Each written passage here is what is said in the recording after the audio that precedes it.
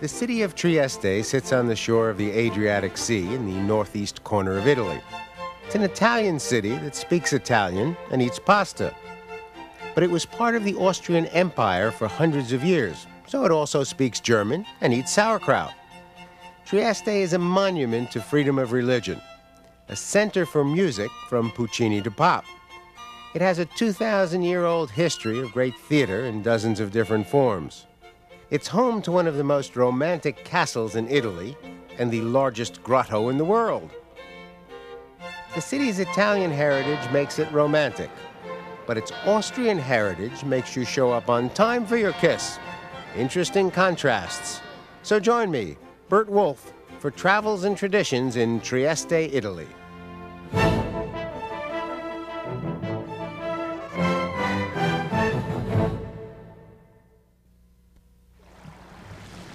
To the west of the city is the sea, and for the past 4,000 years, the sea has controlled Trieste's destiny. Trieste is the most northern port on the Adriatic Sea, and that has made it one of the most important trading centers in Europe. Sugar and spice and everything nice came up from the Mediterranean and went on to Central Europe. The goods of Central Europe came down and went out to the ports of the Mediterranean and Africa. The first people to live in the area that became the city of Trieste settled here about 4,000 years ago. They built a walled town on top of what is now called San Giusto Hill. About 50 years before the birth of Christ, the ancient Romans took over and eventually built a temple. When Christianity replaced the paganism of the Romans, the Cathedral of San Giusto was built on top of the Roman temple. Some parts of the cathedral were actually built out of the Roman temple. The door jambs of the main entrance are Roman sculptures cleverly recycled. Throughout the structure, you can see Roman columns and supports that the cathedral builders reused. The present cathedral was constructed during the 1300s when two churches that stood next to each other were combined. The facing side walls were taken down, and the buildings connected by a new central aisle covered by a ceiling that looks like the keel of a ship and was probably made by carpenters who were normally working as shipbuilders. There are two beautiful Byzantine-style mosaics from the 1100s, which are not easy to see until you place a coin in a box that turns on the spotlights.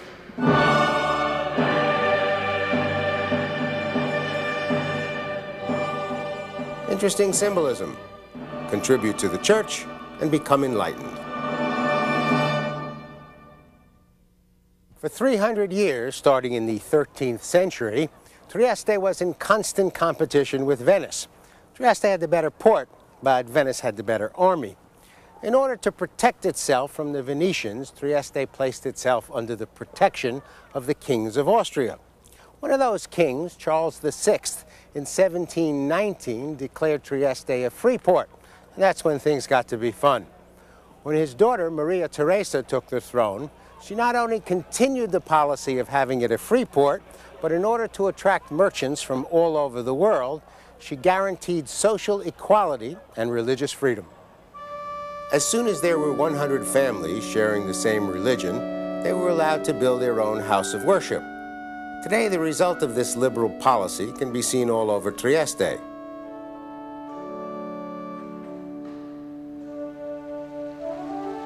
The Church of San Spiridione was built in the Byzantine style by the Serbian community. As with all Christian Orthodox churches, the interior is dominated by icons. The structure known as the iconostasios divides the space available to human beings from the space devoted to the divine. Majestic doors allow only the priests to move between the two worlds. The silver and gold covered icons depict life on the other side.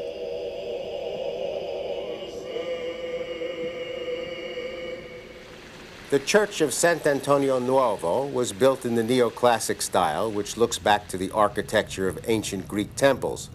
It's the largest Catholic church in Trieste.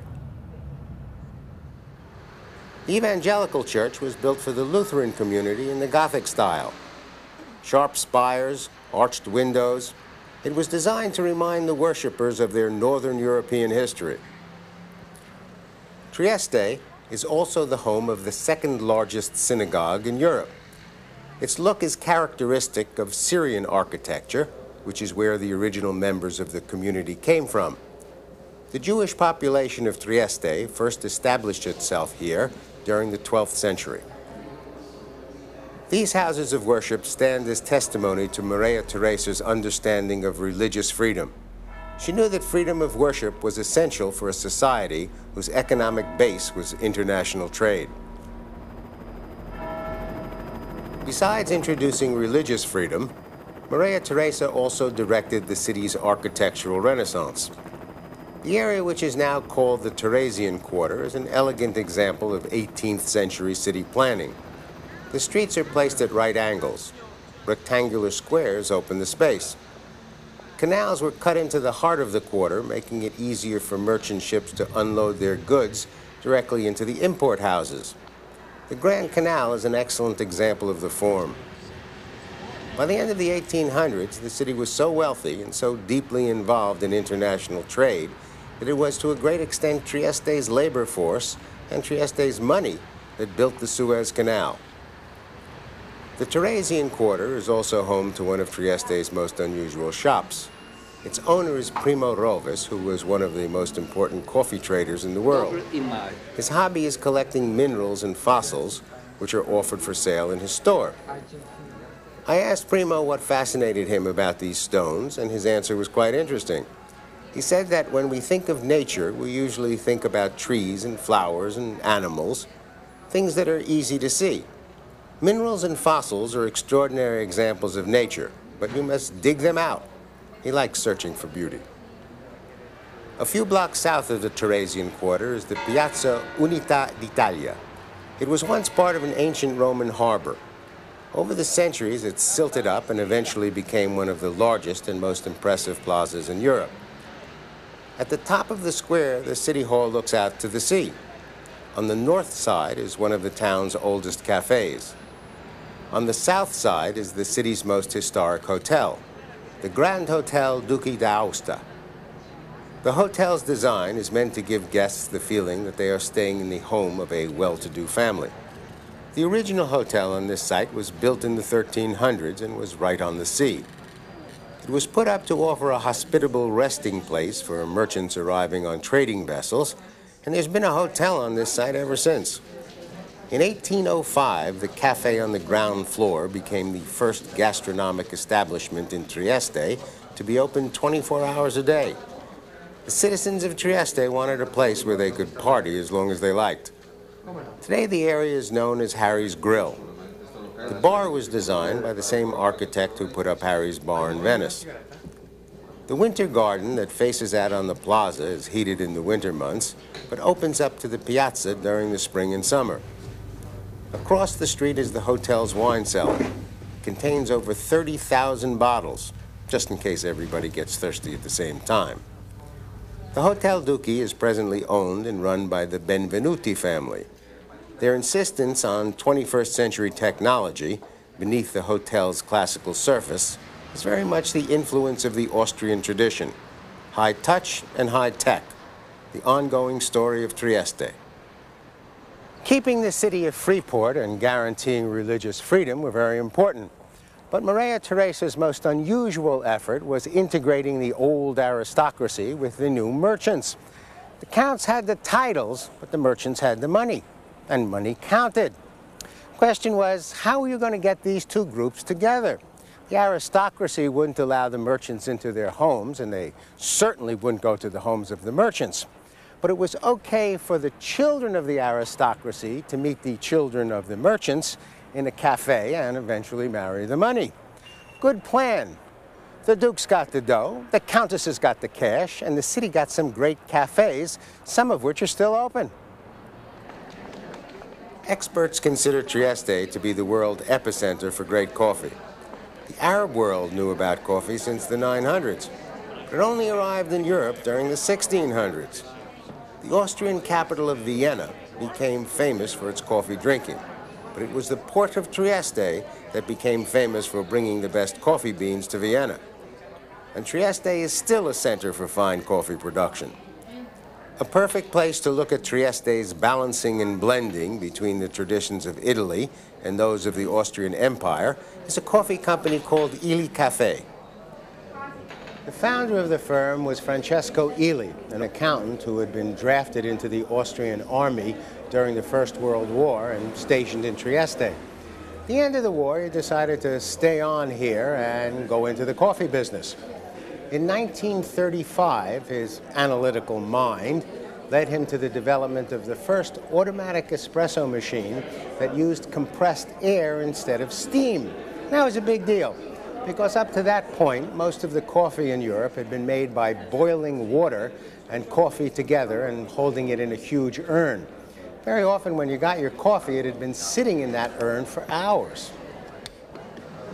At the beginning of the 20th century, Italy introduced the idea of made-to-order coffee and called it espresso. The word espresso means fast, as in Federal Espresso.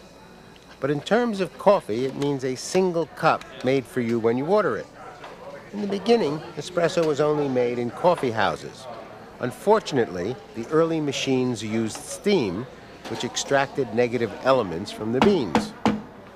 Francesco's system was able to use water at a lower temperature that extracted only the best flavor elements. Just for the record, the ideal temperature for brewing coffee is between 195 and 205 degrees Fahrenheit. Francesco also came up with a pressurized packing system that helped keep the coffee fresh. These days, Illy makes their own special cans, puts in the coffee, takes out the air, and replaces it with inert gas under pressure, which keeps the flavor in the coffee. At the end of the Second World War, the company was taken over by Francesco's son, Ernesto. Ernesto is one of the leading chemists in Italy, and his passion is the science of coffee. He knew that he could make a great cup of espresso, but he wanted to understand the scientific principles that cause the flavor, and he wanted to be able to calibrate those principles so he could produce the same level of excellence every time. The Italian passion for a sensual experience, coupled with the Austrian desire for control. That's again a beautiful area. The traditional system used for purchasing of beans by a coffee roasting company consists of receiving a small sample batch of beans, roasting them, and taste testing. If you like what you taste in the sample, you order a larger quantity. When the shipment arrives from the coffee-growing country, you taste again to make sure that the shipment matches the original sample. Problem is, you are relying on your taste memory of the original sample and a series of tasting notes that you made weeks ago. You try to control as many variables as possible, but it's difficult and not very scientific. From moment to moment, things can affect your sense of taste. So Dr. Illy built a multi-million-dollar lab and is figuring out how to get DNA fingerprints from coffee beans. They still taste test the samples, but now they also make a chemical fingerprint for the beans they like. When the main shipment arrives, they take another fingerprint of the beans to make sure that the beans they got are the same as the beans they ordered. Espresso, contrary to regular coffee, is mainly olfaction. Maybe 60% is the nose and only 40% is the taste. In regular coffee, you have 80% taste and only 20% olfaction if the coffee is freshly brewed. So the slightest defect is perceivable. We are trying to understand the complexity of the coffee flavor, which is a cocktail of many hundred components. And not all the components have the same contribution. Some are excellent and they are beautiful, and some are negative and they are stinking and they destroy the pleasure. So we are looking to understand the good components. So we go back to the green coffee beans, and then we hope to be able to correlate this information with the genetic structure of the plant. Because if something is in a bean, it has been expressed by a gene that is in the DNA of a plant. We will be able to understand the excellence of a cup by looking to the DNA and saying, oh, the DNA has this and this and this genes that are the genes of the high quality. And so you will have wonderful coffee from the very beginning on the bean. Until recently, the only way to make a proper cup of espresso was to buy the best beans from a top-quality roasting company, grind them, carefully measure them into the machine, pat the coffee down with the proper pressure, and send the water through. For a second cup, you cleaned the holder and started the entire process again. Not the easiest procedure, not always done properly by the people behind the counter, and definitely not something that the average person is willing to do at home on a daily basis. So Illy developed and shared with a number of other coffee companies and coffee machine manufacturers a new way to make espresso. Here is the easy serving espresso.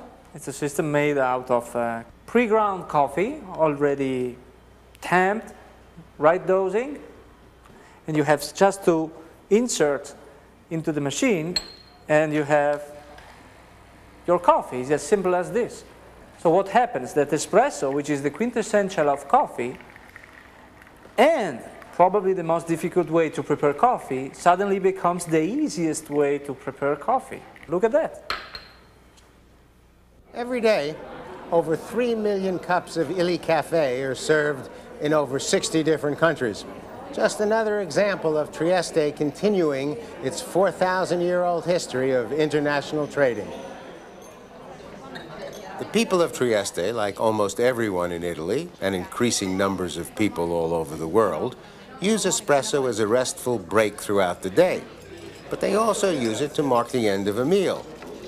The food in Trieste, like everything else in this city, is a blend of Italian and Austro-Hungarian influences. The most traditional type of eatery is called the buffet. Buffet da Peppi is a good example. At first, it looks like the neighborhood restaurants of Italy. But in Trieste, they offer ham baked in a bread crust, hot sausages, and sauerkraut, clearly the influence of Austria. The next step up is called a birreria, which translates as a place to drink beer. But most of them also serve the traditional foods of Trieste. This is the birreria Forst. Good goulash with bread dumplings, sauerkraut, frankfurters, sockertorte, and apple strudel. Not quite the menu you would expect in a restaurant serving the historic foods of an Italian city. If you're interested in views to dine by, the restaurant at the Hotel Riviera and Maximilian's is a good spot. About 10 minutes drive out of town, it hangs over the only private beach on the coast and offers not only great views, but some excellent Triestini food. We started with ham that had been baked in a crust of bread, ham that had been smoked, a mild local cheese, and frico, which is a pancake made from cheese, onions, and potatoes. Slices of each of those were served together. Next was jota, a soup that truly illustrates the marriage between the gastronomic traditions of Austria and Italy. The base is made with beans, very Italian, but the second major ingredient is sauerkraut. Other first courses, pasta with scampi and rice with shrimp. Trieste is a major seaport, so it's only natural that second courses start with an extraordinary selection of local fish and shellfish. Meat dishes feature stinco, which is roasted shin bone of pork with pan-roasted potatoes. The Triestini also love fresh sausages served with grilled vegetables. A favorite side dish is made from baked potatoes and onions. There are also 3 traditional breads. One is a coil of dough filled with nuts, raisins, and chocolate. The second is a dry yeast bread made with lots of eggs. And the third is packed with nuts, raisins, and cinnamon. And of course, espresso at the end. Coffee appears to stimulate the most creative and artistic parts of the human brain, which may be the reason that Trieste has such a distinguished cultural history. The citizens of this city have a greater dedication to music and theater than any other city in Italy. This is the city's opera house, named after Verdi, who for a while lived in Trieste and composed 2 operas for this theater.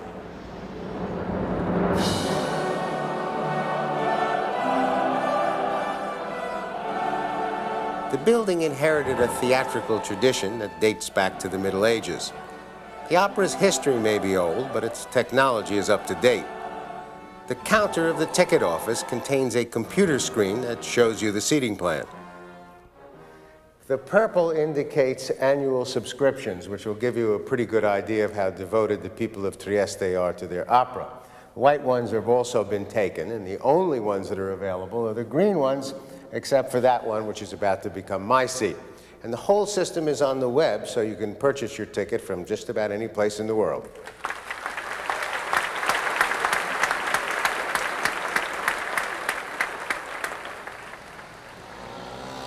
The most popular theater in Trieste is the Rossetti. It has been used for the presentation of opera, variety shows, the circus, boxing, wrestling, political rallies, which were sometimes difficult to tell from the wrestling, and the first showing of a motion picture in Trieste. Stefano Corti is the director of communications. We host a variety of shows that goes from drama to plays and musicals and pop concerts. We work a lot with young people. We have a production of Pinocchio made by students of aged 9 to 11, and this is under rehearsal now. Over a third of our audience is under 26, which is absolutely remarkable if you think that we always think that the theater is in crisis. In this city we have over 3,000 students coming to the theater every week to see the shows that arrive over here. Tonight we have a pop concert, and it's a pop concert from an artist from Venice, Patti Pravo. She was a very popular artist in the 70s, and she enjoyed a remarkable comeback last year at Sanremo Festival, and we're going to have a sold-out night tonight. Io l'ho cercata sopra il colle a nutrirsi di parole. Quando mai la rivedrò, o bambola. We are the home of a very important puppet company, the Piccoli di Podreca, who were a world-famous puppet company in the 40s and 50s. They traveled all over the world. They stayed on Broadway for over a year. And we now have a course for young people trying to learn the art of making a puppet, of building a puppet.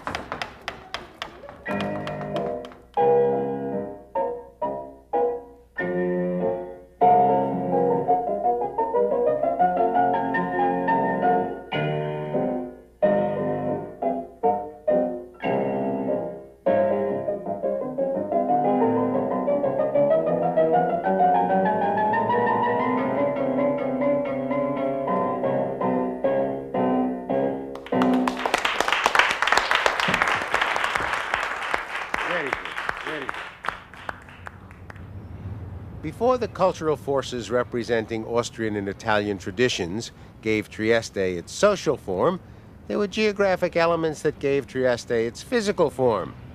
This is the Grotta Gigante, and it is one of the largest caves in the world. Many of the caves near Trieste were inhabited by people coming to this area in prehistoric times, and that was probably the case for the higher levels of the grotta. These are the caves of the cavemen.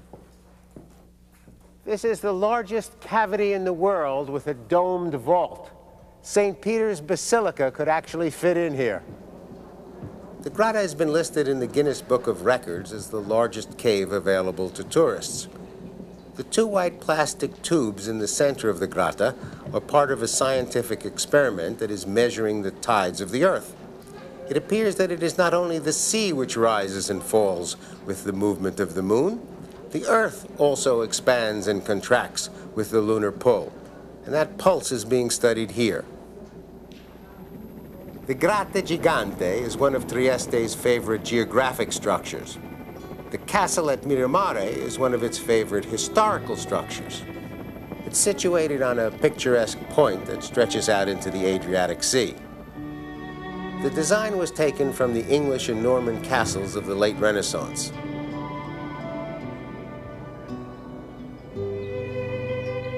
It's surrounded by acres of beautifully landscaped gardens. It was built in the middle of the 1800s for Maximilian of Habsburg, the Archduke of Austria. Maximilian was married to Princess Charlotte, the daughter of King Leopold of Belgium. They were the leading aristocratic lovebirds of the time and represented romantic bliss, but only for a brief period. In 1864, Maximilian left Trieste to become Emperor of Mexico. 3 years later, he was executed by Benito Juarez. Charlotte went insane. A story of tragic love and one that has touched the hearts of the people of Trieste. And Trieste has touched me. The romance of the Italians balancing against the structuralism of the Austrians. Passion and punctuality, and the best espresso in the world. What else could you ask for? I hope you've enjoyed this brief visit to Trieste, and I hope you will join me next time on Travels and Traditions. I'm BURT WOLF. You can watch this program and link to hundreds of other BURT WOLF programs free at burtwolf.com. There's information on how to tour the same places, plus Burt's slightly irreverent take on history and culture. It's all at burtwolf.com. Ice came up from the Mediterranean and went on to Central Europe. The goods of Central Europe came down and went out to the ports of the Mediterranean and Africa. The first people to live in the area that became the city of Trieste settled here about 4,000 years ago. They built a walled town on top of what is now called San Giusto Hill. About 50 years before the birth of Christ, the ancient Romans took over and eventually built a temple. When Christianity replaced the paganism of the Romans, the Cathedral of San Giusto was built on top of the Roman temple. Some parts of the cathedral were actually built out of the Roman temple, which makes it romantic. But its Austrian heritage makes you show up on time for your kiss. Interesting contrasts.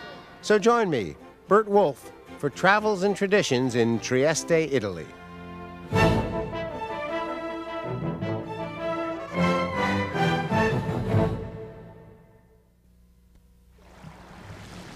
To the west of the city is the sea, and for the past 4,000 years, the sea has controlled Trieste's destiny. Trieste is the most northern port on the Adriatic Sea, and that has made it one of the most important trading centers in Europe. Sugar and spice and everything. The door jambs of the main entrance are Roman sculptures cleverly recycled. Throughout the structure, you can see Roman columns and supports that the cathedral builders reused. The present cathedral was constructed during the 1300s when two churches that stood next to each other were combined. The facing side walls were taken down and the buildings connected by a new central aisle covered by a ceiling that looks like the keel of a ship and was probably made by carpenters who were normally working as shipbuilders. There are two beautiful Byzantine-style mosaics from the 1100s, which are not easy to see until you place a coin in a box that turns on the spotlights.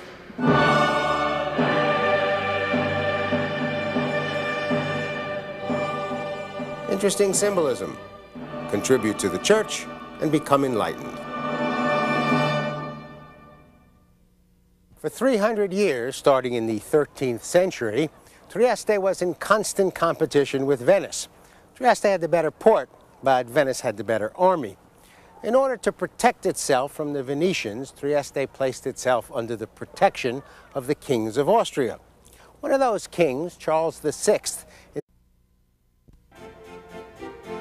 The city of Trieste sits on the shore of the Adriatic Sea in the northeast corner of Italy. It's an Italian city that speaks Italian and eats pasta. But it was part of the Austrian Empire for hundreds of years, so it also speaks German and eats sauerkraut. Trieste is a monument to freedom of religion, a center for music from Puccini to pop. It has a 2,000-year-old history of great theater in dozens of different forms. It's home to one of the most romantic castles in Italy and the largest grotto in the world. The city's Italian heritage